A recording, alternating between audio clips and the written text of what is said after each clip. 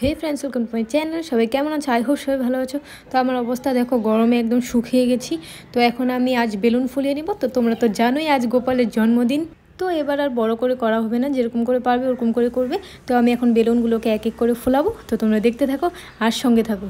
তো বেলুন ফোলাতে ফোলাতে এত একটা বড় করে দিয়েছিলাম না, তো বেলুনটা ফুটে আমার মুখে এসে পড়লো। এখন আমি এত বড় করছি দেখো। তো বড় করে করে করে করে দেখতে যাবো একটু ঠিক আছে কিনা সাইজটা। এই যে ফাটবে, এখন ফাটবে, দেখবে ফাটবে, এখন ফাটবে। আর একটু পর একটু আগে বলে দিলাম। তো আমার না বেলুন যেটা ফেটে যায় না, ওটা না অনেক ভয় লাগে। যেটা আওয়াজ হয়ে যে দেখো পুরো বুক কেঁপে গেছে। তো আমি এখন এক এক করে সব বেলুন ফুলিয়ে নিলাম। তো আমি স্নান টান করে তারপর পুজোর জন্য রেডি করবো। আর পুজোটা মা করবে, আমি করব না। দিদির বিয়ে হওয়ার আগে সব কিছু দিদি করতো, খিচুড়ি না সরি ভাত প্রসাদ করতো। তো এখন আর ভাত প্রসাদ করবে না, কারণ এখানে এমনিতেই জায়গা কম। তো যখন ওপরে যাওয়া হবে ভালো করে গোপুর জন্মদিন সেলিব্রেট করব একদম বড় করে। তো সেটার অপেক্ষায় এবার গোপুকে একটু ছোটো মোটো করে বার্থডে সেলিব্রেট করে দিই।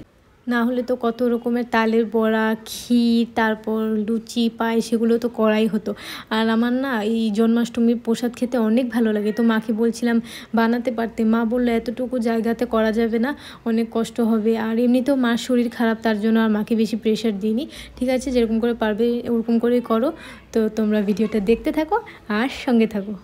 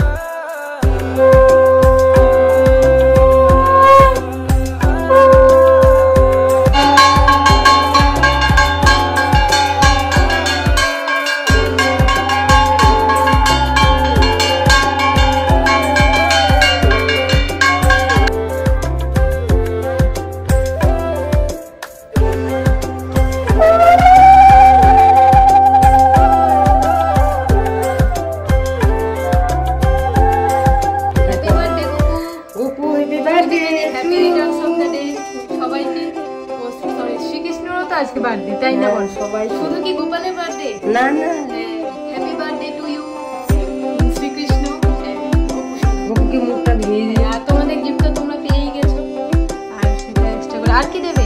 টাকা দেবে না? দেবো গোপুকে মুখ ধোয়াবো।